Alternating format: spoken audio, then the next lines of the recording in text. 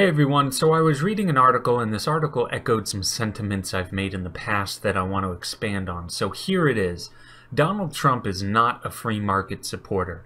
He certainly throws around free market rhetoric sometimes and maybe even advocates for a few free market policies here and there, but overall he still has an extremely strong attraction to government intervention, whether it's tariffs, regulations, eminent domain, central banking, etc. So Trump's pick for the Federal Reserve chairman is Jerome Powell, who by all accounts is a deep state, status quo, run-of-the-mill central bank supporter who has never come across a Federal Reserve policy he didn't like.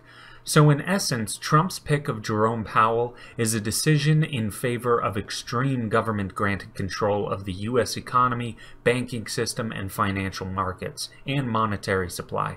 This is as far away from a decision favoring the free market as Trump could possibly get. So this can go one of two ways. Both ways, unfortunately, start the same. Due to the Federal Reserve, credit, financing, and real raw resources continue to be misallocated at an unprecedented level, while the Federal Reserve continues to play a numbers game to perfect the economy for all 320 million Americans, which is an example of astronomical arrogance at best. This game is destined to fail, whether it's Trump or Clinton at the helm. And rest assured, both Trump and Clinton would and are both useless when it comes to this issue. Now, if the house of cards falls while Trump is in office, we have a big problem on our hands. The problem is that people will falsely and erroneously blame the free market on the crash. They will point at Trump and wrongly suggest that he is somehow a defender of free market policies, and they will claim everything Trump did was in favor of free markets, which could not be further from the truth. So because of people's ignorance, they will falsely believe that the free market was to blame only because Trump and Powell are both Republicans, despite that meaning nothing now.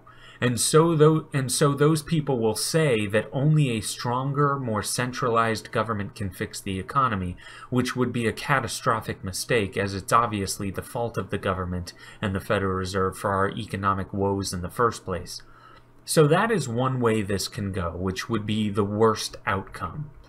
However, another way it can go, which actually might be marginally better, is if a Democrat is in office when the economy turns to shambles. The reason for this is that no one would easily be able to blame the free market for a government-sponsored failure. Libertarians would not have to explain, as we always seem to have to do, that just because a Republican was in office does not mean free market principles were at work in the crash. With a Democrat in office, at least more of the cards would be on the table. It would be much easier for people to see that it was a gargantuan government apparatus at work that screwed the country up, and it was not people being economically free that caused a crash. So it really comes down, unfortunately, to whether a Democrat or a Republican is president. This is because people falsely believe that there is actually a stark difference between the two parties. The reality is that both parties are A-OK with the Federal Reserve. Despite both Republicans and Democrats acting just as irresponsibly and economically ignorant as the other, if a Democrat is in office when the crash comes, we at least have a larger chance for people to stop, scratch their heads, and wonder maybe a monolithic government isn't the best idea after all. Thanks, and that's it for now.